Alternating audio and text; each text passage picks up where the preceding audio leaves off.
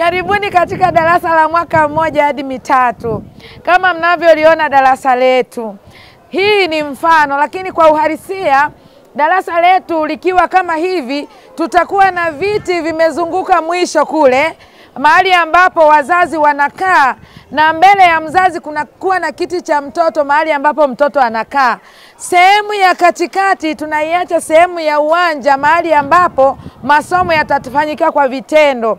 Mfano mtoto anaambiwa kuja kufanya kitu, hapo ndipo anasimama, anakuja mtoto mahali pale, eneo lenye uhuru.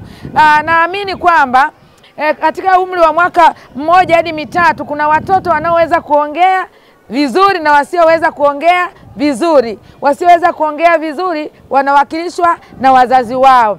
Na hivyo basi, siku ya leo nipende kukukaribisha. Baada tu ya kusikia hiki ninachokisema, tutapata kusikia vifaa. Mwalimu atatuelekeza vifaa vya darasa hili. Ni vifaa gani tunavitumia kama zana za kujifunzia na kufundishia. Lakini pia ataeleza ni vitu gani au ni mandhari gani inawekwa, maana utaona kuna magodoro, kuna sehemu ya kunyonyeshea, kuna sehemu ya kuweka mabegi. Mwalimu ataeleza vizuri. Karibuni sana. Mungu awabariki.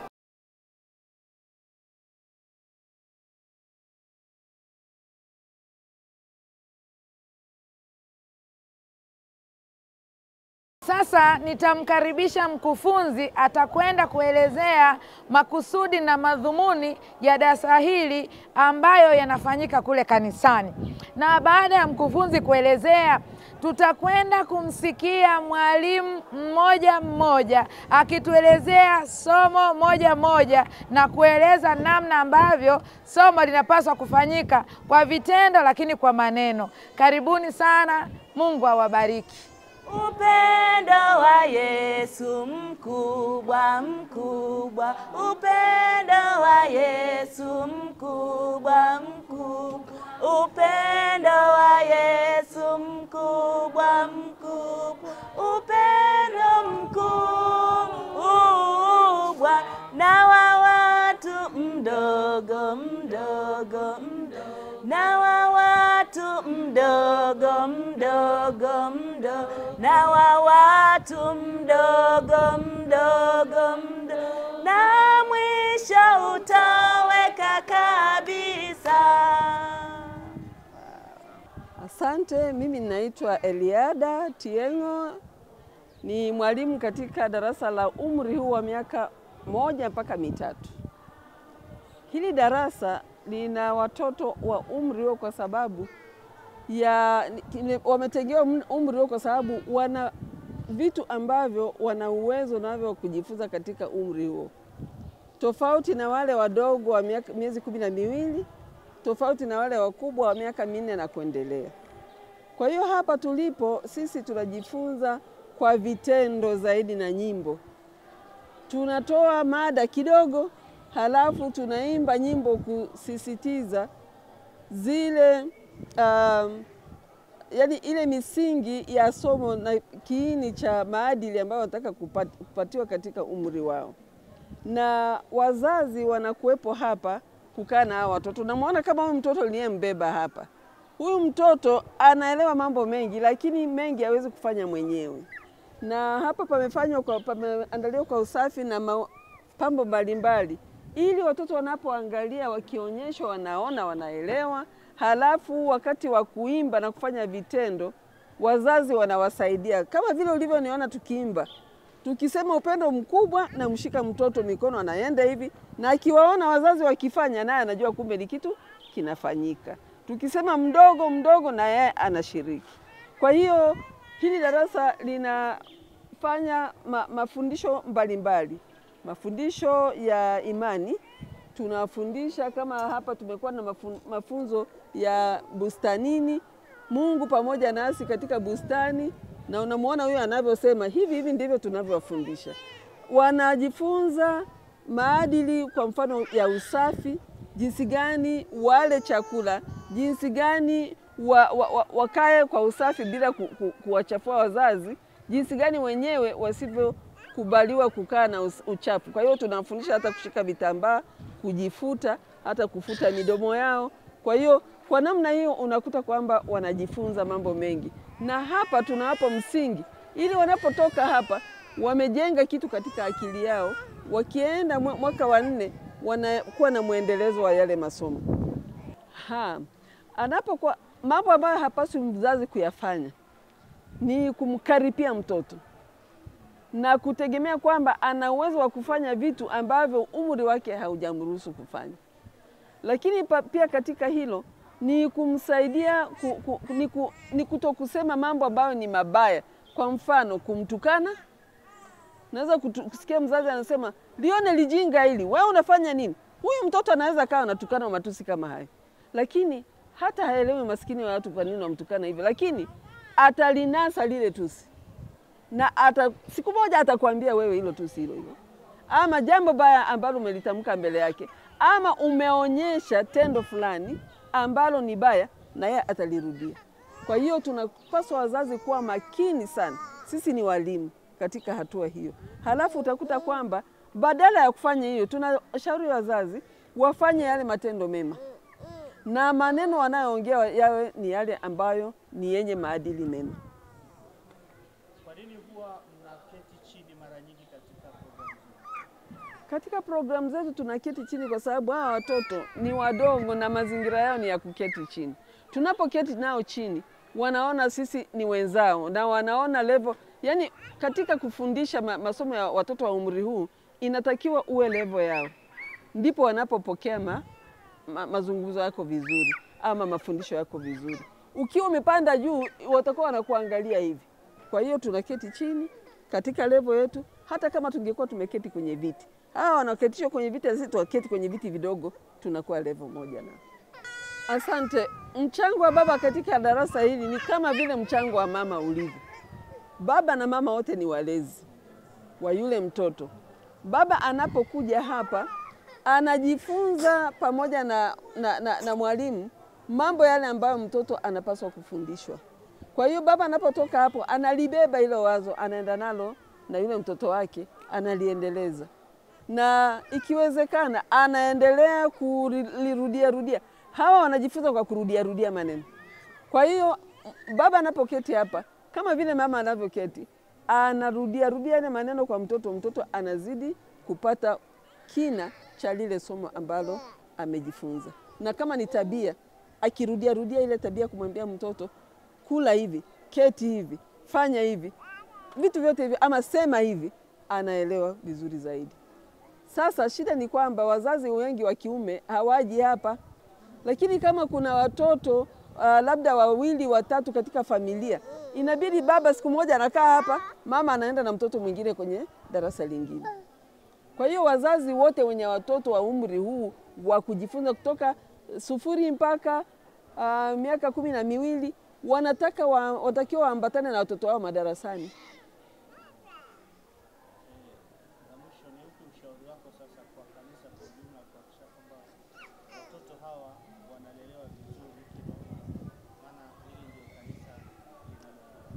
Sawa kabisa. Ushauri wangu ni kwamba kanisa linafanya bidii kubwa sana kuzingatia msingi wa tabia na maadili katika umri wa watoto wadogo. Sasa hivi tuna darasa toka la 0 ambapo sasa mtoto bado yuko tumboni. Tunasema tabia ya mtu inajengwa bado mtoto akiwa tumboni. Na kila mtoto anachokisikia kule ni endelevu. Tukitaka kanisa liwe imara, baada ya miaka ile 12, kanisa limeweka utaratibu. Kwa mgao huu wa umri, watoto wote wanafundishwa masomo mengi ambayo yanawajenga kulingana na umri wao. Na katika umri huu, wazazi wengi wanadharau, wanadhani vitoto hivi havielewi kitu. Vinaelewa sana mambo hivi vitoto. Na mambo vinavyoyashika sasa hivi, utakuta mtoto mwingine hata katika umri wa miaka 6 anakuambia siku moja niliona kitu kama hivi. Kumbe aliona akiwa na umri kama huyu mtoto ninayembeba hapa. Kwa hiyo wazazi washiriki, wahimizwe umuhimu wa hili jambo, na makanisa mahalia yazingatie kufanya ushirikiano wa kuhakikisha kwamba vitengo hivi vya watoto katika idara ya watoto vimesimamishwa imara na vinapata ushirikiano wa kanisa. Upendo wa Yesu mkubwa mkubwa, upendo wa Yesu mkubwa mkubwa, upendo wa Yesu mkubwa mkubwa, upendo mkubwa, na wa watu mdogo ni mdogo ni mdogo, na wa watu mdogo ni mdogo ni mdogo, na wa watu mdogo ni mdogo ni mdogo, mwisho utoweka kabisa. Naitwa Mwalimu Pendo. Katika kambi hili tumejifunza somo la kwanza. Kichwa cha somo kilikuwa kinasema Mungu pamoja nasi bustanini. Katika somo hili tumeona kwamba ili mtoto ajifunze aelewe, lazima aone kwa vitendo. Tukatengeneza bustani yetu nzuri. Tukaona vitu ambavyo Mungu aliviumba. Mungu aliumba samaki wa baharini. Lakini pia Mungu aliwaumba wanyama pia kama kobe. Mungu alimuumba tembo pia.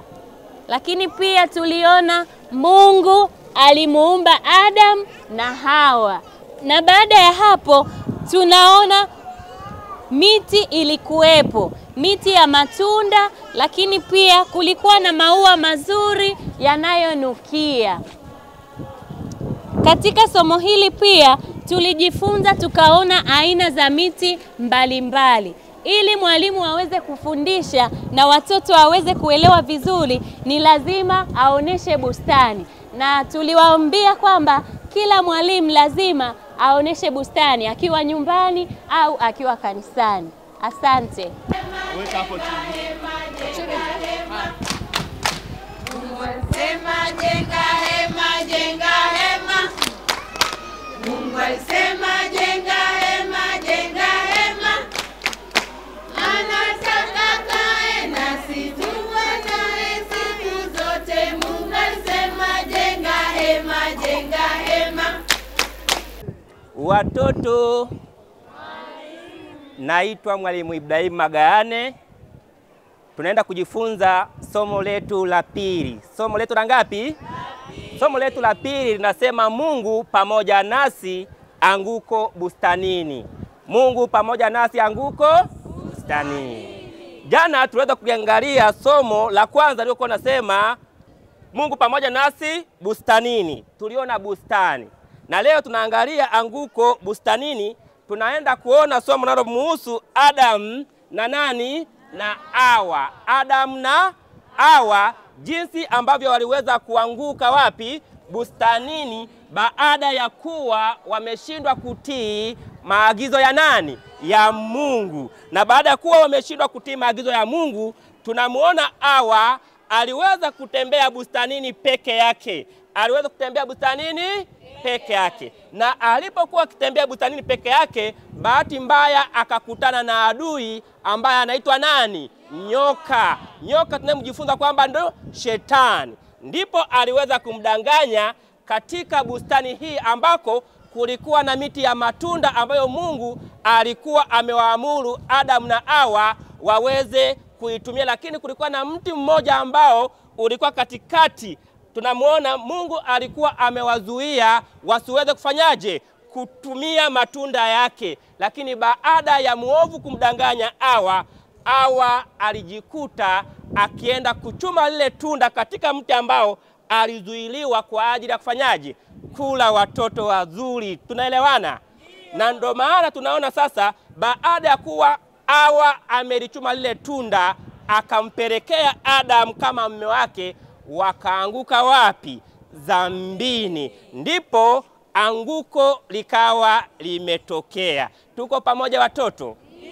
Kwa hiyo tunaona Mungu jinsi alivyokuwa mwema, aliendelea kuwapenda, akaenda kumtafuta Adam na nani? Na Hawa, tena akawarudisha wakawa pamoja. Kumbe Mungu wetu bado anatupenda hata sisi. Mungu ni nani? Mungu ni pendo. Mungu na wabariki watoto wazuri. Mungu alisema jenga hema, jenga hema. alisema jenga hema, jenga hema. Mungu alisema jenga nasi siku zote maishani. Mungu alisema jenga hema, jenga hema. Kwa majina naitwa Mwalimu Dorcas Nangi. Karibuni katika somo la leo. Tuliona somo la pili kwa nasema Mungu pamoja nasi anguko. Mungu pamoja nasi nini? Na leo tunaona Mungu pamoja nasi baada ya nini? Ya anguko. Somo letu la tatu. Somo la ngapi? Somo la ngapi? Linasema Mungu pamoja nasi baada ya anguko. Wote tuseme Mungu pamoja nasi baada ya anguko. Mungu pamoja nasi baada ya anguko. Tuliona kwamba somo la pili Adam na Hawa walianguka. Sasa baada ya kuanguka dhambini, Mungu akaendelea kuwa pamoja na Adam na nani? Mungu wetu anatupenda kama alivyompenda Adam na Hawa. Amina watoto wazuri. Baada ya Adam na Hawa kuanguka, Mungu aliendelea kuwa pamoja nao kwa kuwatafuta. Kwa kufanyeje? Mungu alikuja akaja bustanini akaanza kuwatafuta. Adam uko wapi? Wote tuseme Adam uko wapi? Anatafuta Adam uko wapi? Adamu akamuona. Adamu alikuwa amejificha. Jamani nasikitisha. Adamu alikuwa amejificha, amemkimbia Mungu. Lakini baada ya hapo watoto wazuri sikiliza. Kwa sababu Mungu anawapenda, Adamu na Hawa walikuwa amejificha, akawachukua. Alipowachukua akawatengenezea vazi zuri. Akachukua mnyama akamchinja. Alipomchinja yule mnyama, jamani sema akamchinja yule mnyama kusudi apate vazi la kumtunika nani? Hawa. Akamfunika kwa sababu alikuwa wako nini? Uchi. Akawafunika ili kusudi uchi wao usionekane. Kumbuka hapo yote Mungu yuko pamoja na Adam na nani? Na Hawa. Baada ya anguko akawafunika uchi wao, amewatafuta akawapata, akawafunika uchi wao. Lakini akamfunika pia na Adamu. Akamwambia Adamu, jifunika. Akamfunika. Mungu yuko pamoja na Adam na nani? Na Hawa. Lakini kwa sababu Mungu alikuwa anampenda Adam na Hawa, akasema no, hapana. Nikimwacha Adam na Hawa bustanini, watatenda dhambi nyingine tena. Inabidi niwatoe bustanini Edeni, kwa sababu alikuwa anawafanya nini? Anawapenda. Akawachukua Adam na Hawa, wakawatoa bustanini Edeni, akawapeleka nje ya nini? Akawaweka wakakaa huko nje ya bustani ya Edeni, lakini bado akaendelea kuwa pamoja nao. Kwa hiyo watoto wazuri, nataka niwaambie kitu kimoja. Pamoja na uchokozi wetu tunaoufanya, mara mwingine analialia kanisani kama huyu hapa, mwingine anajifunza, Mungu bado anatupenda kama alivyowapenda Adam na Hawa. Mbarikiwe sana watoto wazuri. Mpendwa, natumaini umebarikiwa sana baada ya kusikia na kufuatilia namna ambavyo somo la kwanza, somo la pili na somo la tatu zilivyofundishwa.